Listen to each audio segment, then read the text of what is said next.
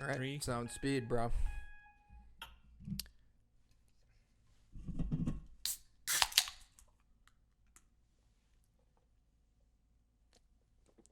That was some ASMR there. ASMR there for you guys.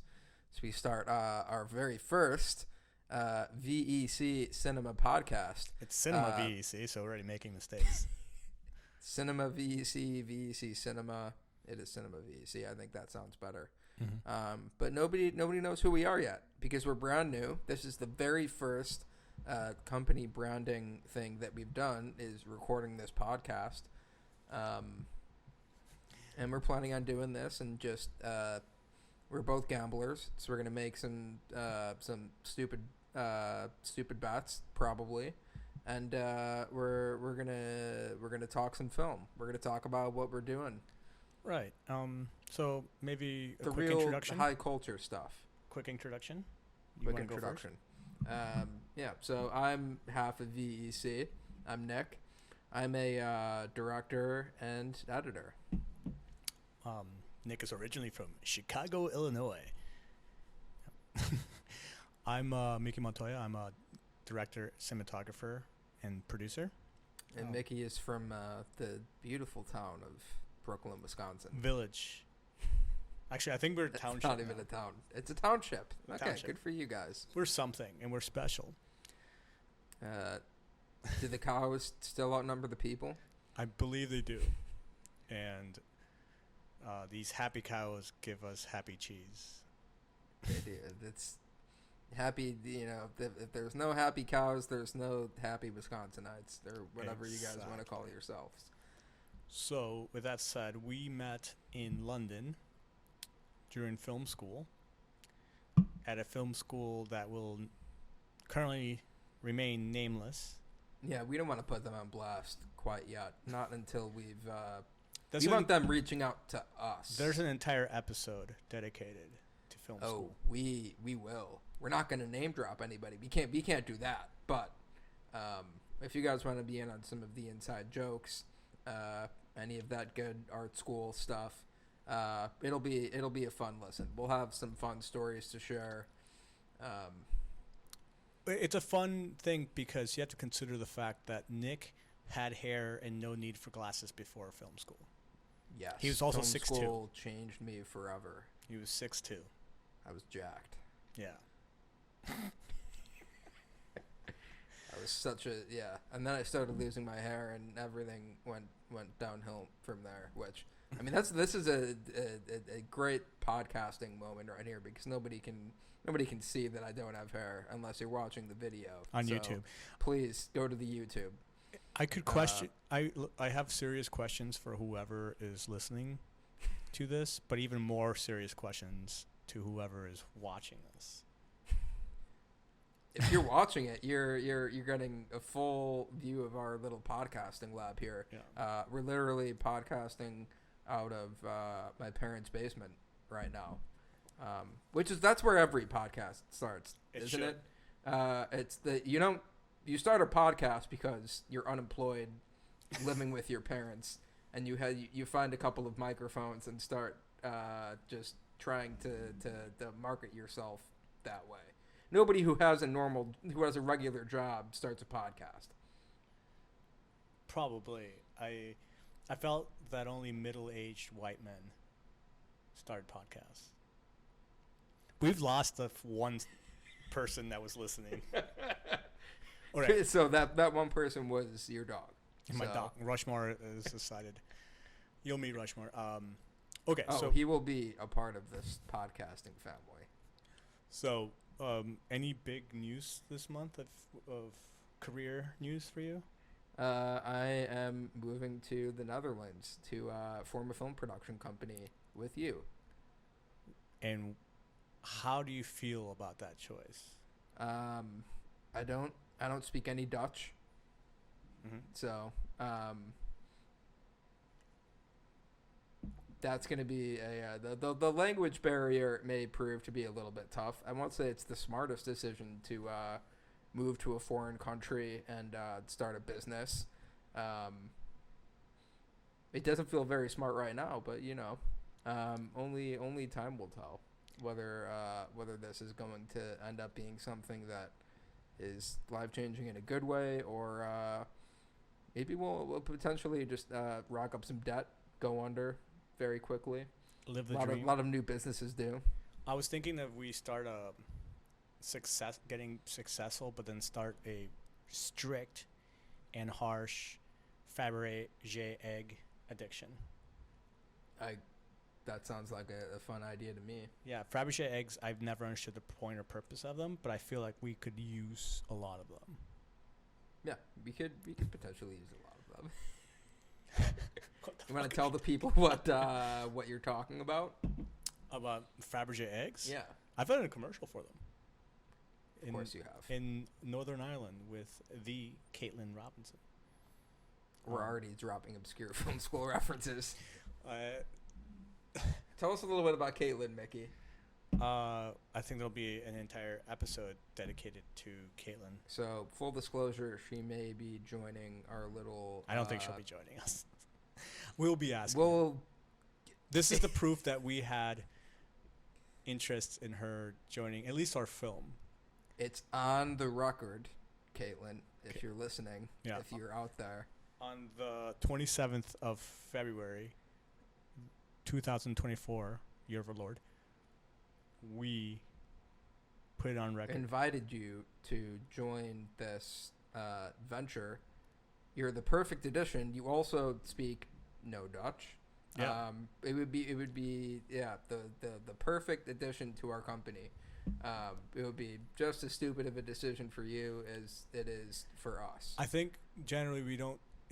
What we really do want her for is legitimately to produce our film that we are working on currently, which we could say was the catalyst to Should we starting. talk about that? Yeah, that's the head of the shark as far as this company is the films that we do. Yeah. So, what do you of running your own production company? What do you enjoy more, reading legal jargon or Excel sheets? I like reading. That's what I do. I would much rather prefer to read the legal contracts, not write them. I'm not a smart enough person to do that, but read them rather than to mindlessly be entering in data and accounting things on an Excel spreadsheet. Right. Mind you, neither of us want to do that. Neither of us want to do either of these things. But due to circumstances, and that circumstances being broke. Yeah. That's how this company started. Was we both had jobs that we didn't like. We both left those jobs and decided that we should be doing the kind of work that we would be proud to do, and that we got into video production to do that we were not doing. And should we, it's just an estimate. I'd say most people who are in the field of video production out there aren't doing the things that they're fully capable of doing. Right. And I think or don't have any interest in having any more ambition. We don't have any obligations. Oh, thank God that. Yeah, great podcasting moment right there. The air conditioning. You have my parents' AC in the background there. Totally embarrassing. I think one of the benefits of us is that, and it's just random, that we are in our 30s and don't have kids. So therefore, we've accumulated years of experience, but have no responsibilities. We have nothing tethering us. So if you wanted to pick up and move to a brand new country, whole new culture, don't really know many people there, and start a company, you have some crazy idea like that, you can just go out there and do it. You don't have to convince your family to come with you, which we are convincing people to try and bring their families to come do this new venture with us. So far, no takers. 0 takers. But that's okay. They'll come around sometime. They'll come around when the money comes. Give it time. So I think when it comes to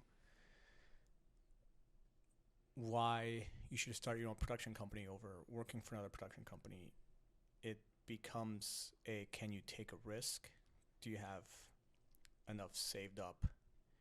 And then do you really care? Do you really want to? I know many people who don't care. They just want to make the paycheck with their skill. You can spend some. You can waste your time doing that for a while. Yeah. And get some experience that way. Any experience is good experience, I guess. As long as you can do that without just kind of being a little frustrated by whatever company you're working for. If you can find one of the good ones. Right. But I think that so we'll have no one's gonna listen to this episode, which is making me happier every second that passes by. Don't forget about your dog. But I think the hardest thing is the question we all had when we were in film school is, how do you get a job?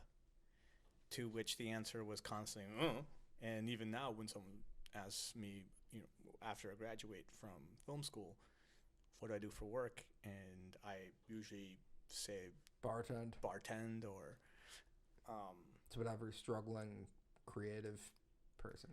Right. Like baristas, bartenders. Because film schools, because we did our masters, and our masters costs just about the same as becoming a doctor, but you make you make as much as a waiter. Yep. And at first, when you're still trying to figure out what to do with your life. Yeah. So I think for the most part, people who have been successful post film school tend to do things for free that they can use to promote themselves. And I think that's really the trick. Mm-hmm. Promoting yourself. And I think one of the bigger issues, especially on the directing side, is you need to practice directing. Yeah, you need those first couple directing gigs just to be able to do that, or start your own company. Right. So you make the gigs yourself. Yeah. So that's where you go, and then we were filming in Antigua last month. Yep. And we met 18, 19-year-old kids who had their own production company. And I think they were freelancers. No, the two of them had a production company, and the third one had he was a freelancer. The third guy was a freelancer, yeah. Right. So very tall Dutchmen. They were very tall. Teenagers. And there's benefits, and there's pros and cons to what they were doing. One being that they get an early start, and two, they're making money. But the negatives, I think, just outweigh, because they just could be stuck at that level, which is not really filmmaking. And that's why this is a conversation we've had a lot, is our videographers, filmmakers, vice versa. At what point do you make the move from one to the other? What separates the two? Who are each of these people? Because these guys that we're talking about here we're very clearly videographers. Right. And which that's a field that's just taken off now, due to how easy and how cheap it is to just put your thing, upload your things onto social media. Right. And we should make it clear. And really high quality, cool looking content. Yeah, it's really respect to those people. Yeah. But I feel maybe one time in my life it was something different, but don't mean to talk down about it. It's just a different thing. And people get stuck in that world for a paycheck. And it was something I was warned about when my career started. And I was doing whatever shoot for whatever. Yeah, you did a lot of that. Well, you did it to travel. Right, but I was doing weddings. You did it for the free travel. I was doing whatever. And there were people warning me about the trap, which is a standard paycheck. And I see that. Don't get addicted to it. Yeah. And it's comforting. It is comforting to know it's there, but don't get too comfortable. Right. And it takes a while to finally make a career out of this. And I think that's why we were at a point where we were both ready to leave our jobs and go left yours yet, do something like this. I haven't left mine yet. I have to. Yeah. I'm slowly taking less hours there to the point where my plan is just gonna be straight up out there that I'm leaving and going to moving abroad to go and partake in this little venture we have going for us. So the other question we get is why not just be freelance? Because they get the same freedoms. And you do get a lot of freedom being freelance. That's why I went freelance in the first place. And that's the main reason why it would be so easy for me to leave my job is because I have no contract tying me to them and I can leave whenever. I can just tell my boss, hey, I'm going to be moving, not taking any more hours here. I can take less hours if I want to. If I want to, for example, say, take a couple of days to work on this film of ours that we're doing right now. You can do that if you're freelance. You can sort of convince yourself for a while that, hey, I can have it both ways. I can have my my regular freelance paycheck, and I can have time to go off and work on my own creative things that are like the thing that I really want to do. But then you got to get to that point if you're a freelancer where it's like, all right, you have to choose between one or the other, and you can't have it both ways. It's like, do I want to keep doing the same feature interviews? That's what I do at this company that I'm at right now. I'm working in broadcast TV in New York. Do I want to keep doing this? Because I've talked to people who work in the industry who were like, I worked here doing this on the same show for 50 years, and I loved every day of it. Yeah. The freelance thing did not exist back then. My life working for them it did not exist. If you worked in that industry for up until, the middle of the 21st century, you would work on the same show, be it, 6 o'clock news or whatever.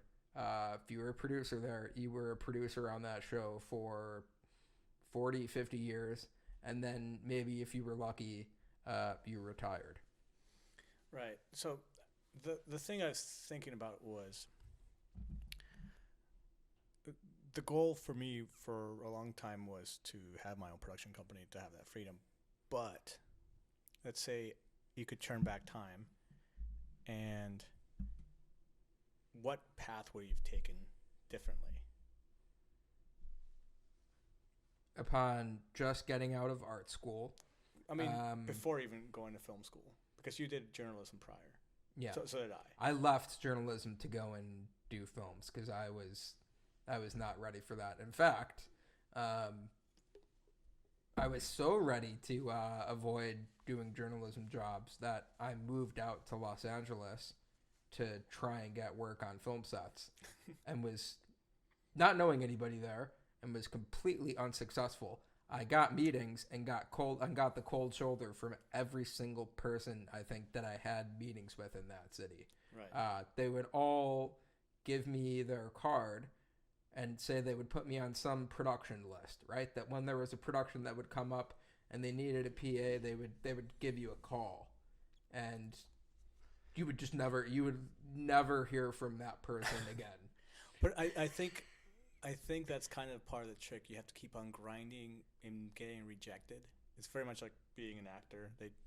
You get rejected, and the reason might be because there's not enough room for you, or you're not the right fit, or you just may not be good enough. Or just like you are a number of like thousands of PAs Right.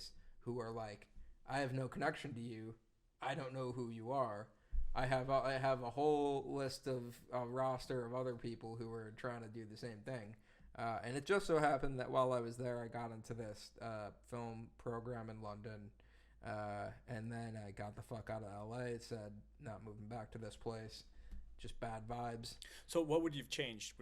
Because there's a problem that we don't know something until you know that you didn't know it, right? You didn't know that, but there is. I learned a little bit about the industry through doing that. How hard it can be to break through. But I was ready to sort of do some of my own learning about filmmaking before I just went there with practically no background in film outside of one summer course at NYU. Like no practical experience with filmmaking outside of that, expecting to just show up and start PAing and kind of learn that way, which that is, for years, that was the way to do it. Yeah. Right? That's what you did if you didn't want to pay for film school. But that's the thing that everyone always kind of misinterprets, that there's a pathway to becoming a filmmaker, or I think almost any job. That starts with being a PA. Well, Right. it's just, it changes so much. What worked 10 years ago doesn't work as well now. What worked 20 years ago is not even a possibility. So Yeah, that's an interesting point. I don't even know what people would have done right, 20 years ago, but there were certainly because I snuck onto sets. badass. I snuck onto sets and worked as a grip or a PA. How did you convince them that you were a grip and you're not even on a call sheet?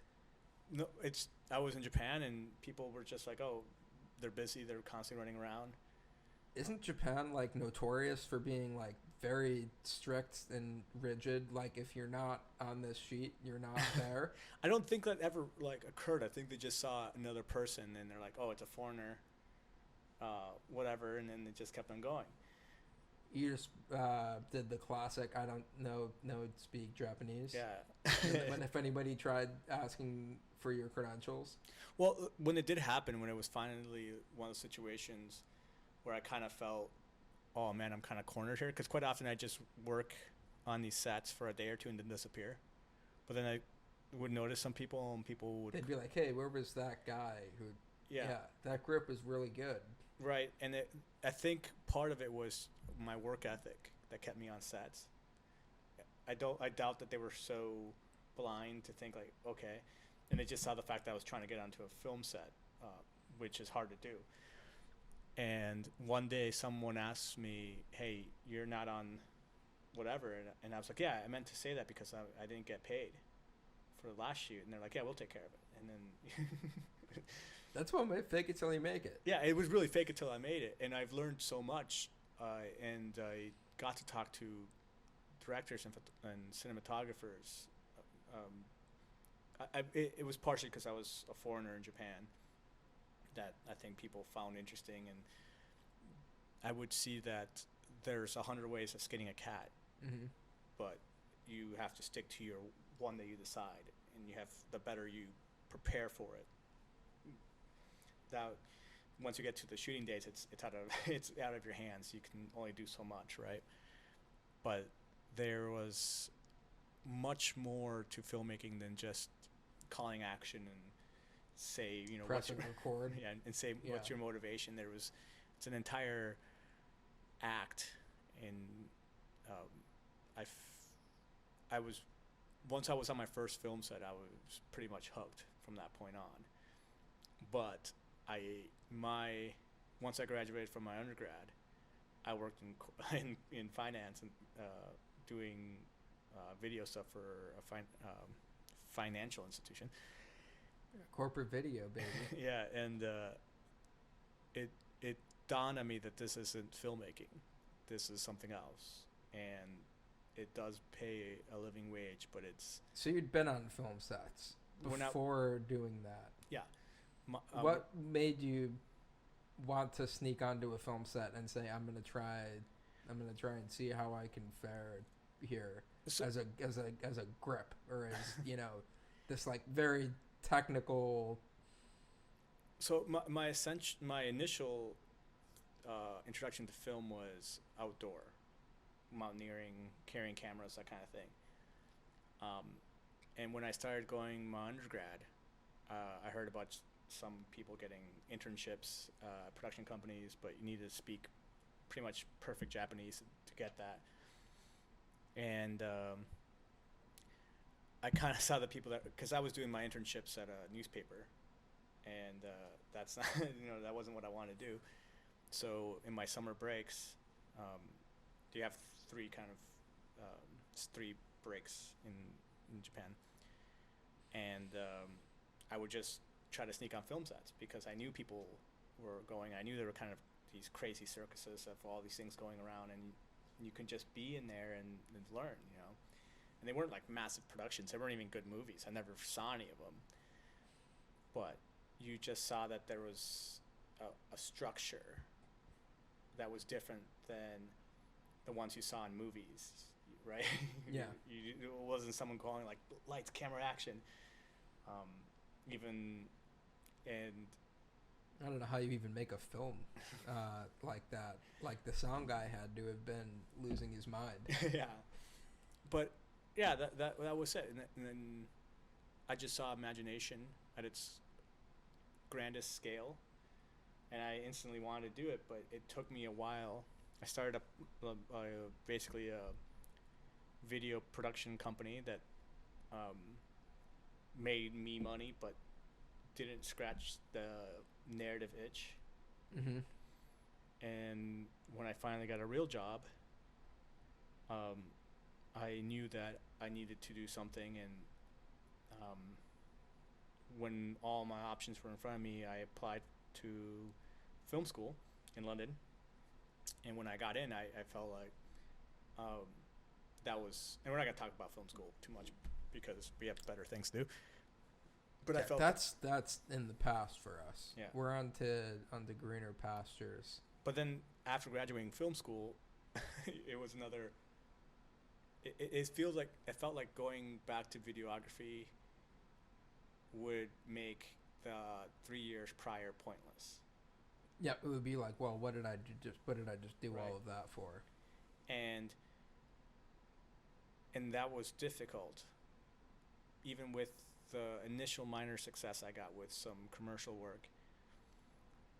I started realizing that a lot of my work was coming from people I knew Mm-hmm. and networking, and I just would show up to every set, whether paid or not paid, and that's kind of how I made a living for about 2 years until I joined the sailing team.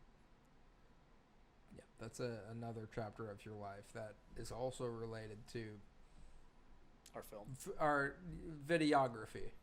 right? You were kind of you had some experience doing the sort of videography content machine Right, thing. but for that was them. more journalism, like sports journalism, because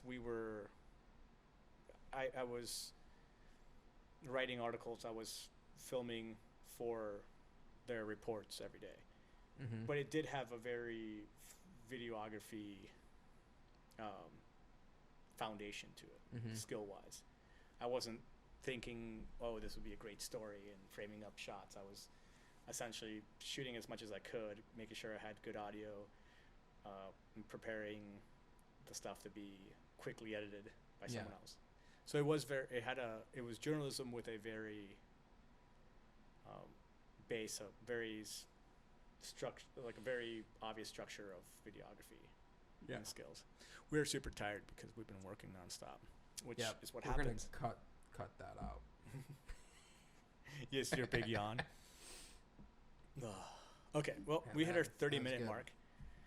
And so we're going to play these fun, enjoyable games. This is the other aspect of this podcast that you guys are going to get to see is that not only are we going to talk about films here, talk about the industry in general, have some kind of inside baseball on all of that stuff. We're also going to do some really stupid shit with each other. All right. We're not going to give too much into it because we don't want to give away too much. But we're going to put up a wager. And I say neither of us watched Madam Web. Yeah, neither of us watched it.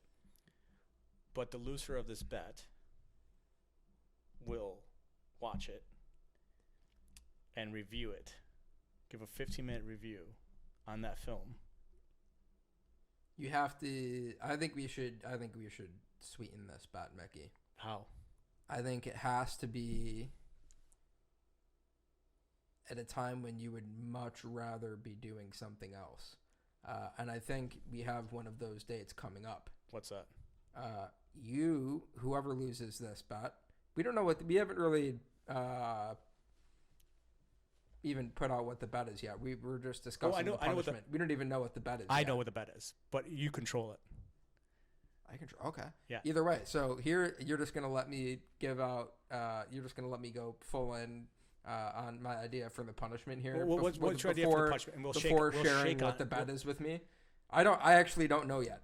Well, I actually do not know what the bet is yet. Okay, so the bet is something I can't really tell you because then it kind of like messes up. But it's basically, it's a competition of, it's partially will be partially luck, but also knowledge of film. Oh God. Right. Okay. And it'll be pretty simple, and you will control the elements of the bet. Mm-hmm. So it's not something I could have pre-prepared. Yeah. And that's why I can't tell you because then it might be something. Right. Okay. So anyway, so here was my idea for what could happen. Mm-hmm. The loser has to spend Oscar night watching Madam Web. You can't watch the Oscars. You have to watch Madam Web. Okay. How long is Madam Web? Have we looked into? It's only an hour and a half. Yeah. That's not good enough. We need a double feature. No, but it's getting to there, whatever, it's going to be like 2 hours. You can't even watch Jimmy Kimmel's his speech at the beginning of the broadcast. You can't watch any of it. Jimmy Kimmel who's hosting it? You can't watch the host. Okay. You can't watch any of it. You got to watch Madam Web. And here's the thing. I watch the Oscars to just complain, and I love complaining. It's the fucking best. And you're going to be so out of the loop. Everyone on the internet is going to be talking about how horrible it is. And you are going to be like, I spent all night watching Madam Web. So is that the bet? I guess that's the bet. Okay. When is the Oscars? That we can look up that date. Yeah, it's pretty soon, right? We can look up that date. Okay, but that's good. That's good. Let's shake on that. I guess we have to shake on it. Okay, so here's the game. First, you have to tell me any random movie. Mm-hmm. So you have to name out a movie. You have your phone on you, right? Yeah. Because you have to check it. All right. Name a random movie. Doesn't matter on quality. Doesn't matter on anything. It just can't be Madam Web. Yeah. Bohemian Rhapsody. Okay, Bohemian Rhapsody. We're going to take guesses on what the Rotten Tomato score is. Oh, God. People loved that movie. I fucking hated it. Right? And the person closest to the critics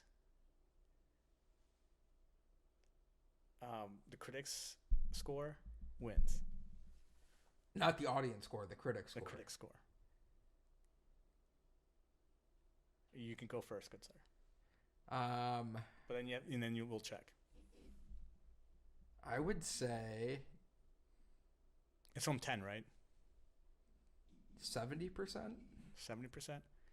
I'm sure you're pretty right. I think it would be 77%. And it's. Are we looking this up live? Yeah, we're looking up live right now. Who's looking it up? You are. Oh, I guess I have to. Because my phone's over there. I got 77. It's who's nearest. Doesn't matter if you go over or not.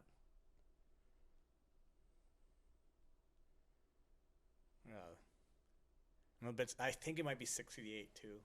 It's not a good movie. 60%. Oh, so you're closer. Rotten Tomatoes, 49% Metacritic. Yet, here we go. Here we are. Academy Award for Best Actor in a Leading Role, Rami Malek. I mean, he did do a good job. He did good job. I still don't think anyone in a biopic should ever win. Look at that photo of him. Right, this is great podcasting because you can't see it, but oh my God. I can pop it up on this the guy. Rami Malek is Freddie Mercury. Oh my God. So I lost. Do you remember the Live Aid scene from that? Did you not like that? The Live Aid thing? Yeah. Oh, it was horrific. It was so bad. I dug it. I thought that was the only watchable part of the film. There wasn't much else that was But the music watchable. was, I mean, obviously the music was really good. Everything else was very, we were talking about If you want to talk about bad biopics, that's right up there, baby. But we were talking about... I think Walk Hard is better than not Rock Hard. Walk Hard is better than this. But Hard probably also is. Rock Hard is probably, there's something out there. But Walk Hard is actually pretty funny. But yeah, right. All the things that they were making fun of, where someone just kind of like looks up and it's like, oh, I got a perfect idea for a song. That's like exactly what this movie is. Yeah, that's what that movie was. It's so perfect. It's such a perfect satire and that was the critics by that 60? I can't believe that it's real. So 60 was the critic score. 60 was All right, so I will be missing the Oscars. We're only doing one round? Yeah. Well, you want to do two? I thought we were at least gonna be able to like both be able to throw something out. I will pick. God, I'm gonna regret this. Yeah, you're probably gonna regret this. I will pick. Oh, let's go something ridiculous. Let's go with. It has to be from the Rotten Tomatoes era. Yeah. Right. Yeah. So this is. Oh, it has to be. We're not doing like revisionist 70s, 80s. It's got to be from. Okay. The Rotten Tomatoes era. Okay. No like revisionist reviewers because critics love to do that. They love to like the Peter Bradshaw from The Guardian loves to talk about how brilliant Don't Look Now was in 1978 and like give it a 5-star review in 2018. Like we're not doing that. That does not count. All right. So I'm gonna go and trying to be fair here.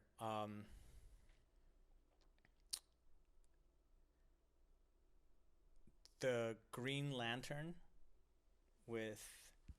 Remind me who was in that. I didn't. Was that Ryan Reynolds? Ryan Reynolds. Okay, that's different from. What was the one that people actually liked? That was. Deadpool.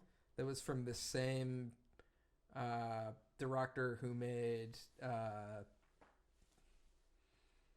What was it? A Ghost Story? Oh, was that the name of it? You mean like Ghost Recon? No, that's a thing. No, all right. Ghost in the Shell. Ghost in the Shell. No, it was called The Ghost Story. It was about Casey Affleck was a guy he walked around his house wearing a blanket over his head. It was a really this like really emotional indie A24 thing. The guy's a really good director. He made something called like The Green Knight or something like this as like his follow up to this that people actually liked. But I think the Ryan Reynolds one that you're talking about, people did not like it. Yeah. I'm going low on this one. I'm saying 55%. I'm gonna go 35. I think it's that bad. Mind you, I've never watched this movie, but I do like Ryan Reynolds, so therefore I've seen him complain quite often. So I would say 35 critical score. Oh God! All right, you looked this one up. It was your film. Oh God, I hate that you use Safari. This is Green Lantern. Oh, that's IMDb. Well, actually, no, it tells you.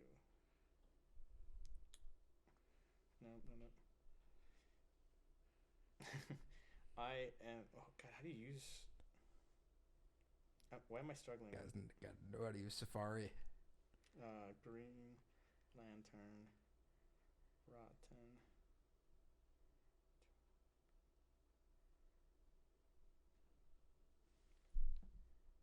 What? Uh-oh. You have bad internet? I hope not. Oh, you're searching Wikipedia right now. I don't. Yeah, I don't understand why you couldn't just search it.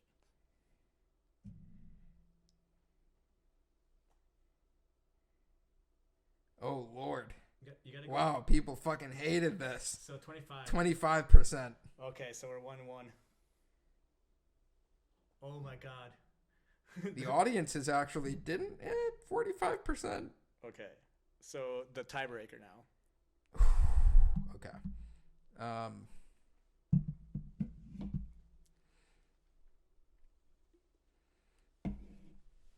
The tiebreaker that I'm gonna throw out there will be 50 First Dates. Adam Sandler. Adam Sandler and Drew Barrymore. That's definitely a 55. That's a fun movie. It's not a good movie. Very, very mid, yes. But it's a fun movie, and I think it's 55. I think people were fucking fed up with Adam Sandler by this point. Oh, no. I'm going to go lower. Okay. I think this was around the time that people started to really turn on him. I remember my parents talking about how bad this movie was. First 50 First Dates? I think that was the last movie that he had any...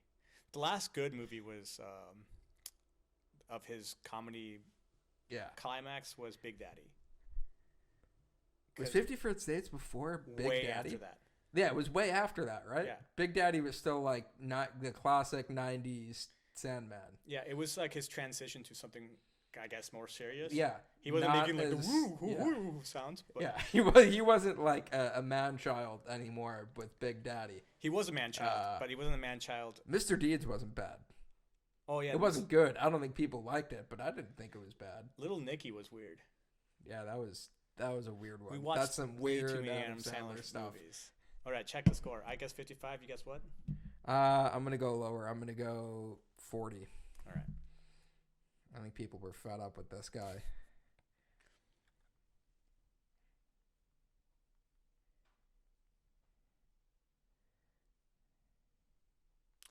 Then I just don't want to watch Madam Web. I don't even mind missing the Oscars, but watching Madam Web. 45%. What did you guess? I guessed 40. Oh. What did you guess? 55? 55? Yeah. Okay. All right. Fuck. Almost right down the middle. 2.5% more. And we would have been splitting this. We would have been. I watched the first half of Madam Web. You watched the second half. All right. Well, that's enough. So that's gonna be Mickey has some Oscar night plans. Yeah, fuck you. Oh, that's fun. Yeah. I'm glad that I had this idea to sweeten the pot a little bit. Yeah. Because I think that's the only way to do. If we're gonna do these bets, you have to be wanting to do something else. Right. Whether that's like, I'm throwing a party, you're not allowed to leave your room until. We can't give up what are. I mean, these are just ideas for future. Yeah, but we can't give them up. Games. We gotta like release them on that day. But we're just like, I'm getting some divine inspiration here, Mickey. Right, we have all kinds. I have no shortage of ideas when it comes to these stupid games. You have no clue what I have in store for you, and that's why I'm saving them, because I can't wait to show you how miserable I'm gonna make you when you lose a bet. More miserable than missing Oscar night for Madam Web. I mean, I guess this wasn't. This wasn't that hard of a start. Yeah. I legitimately did not think about that until these microphones were rolling. That was a true inspired moment from me, that we both agreed to the stakes in the moment here. Right. Okay. Well, I think we've talked to absolutely no one for long enough. Do we have a sponsor yet? Oh yeah, right. We're sponsored by Mediocre Beer. Have you opened and tried Mediocre Beer? Try it. You'll say, hey, this is beer. This is beer. Yeah. All right. All right. Talk This to you is later. You're leaving me hanging here. VEC signing off. Oh, there we go. We're on camera. Yeah. I forgot we're doing. It's a video podcast. Have you not noticed there's a video there? Yep. I forgot the camera was there. That's how That's the beauty how of deep the I art. was into this podcasting. All right, let's go. All right. Until next time.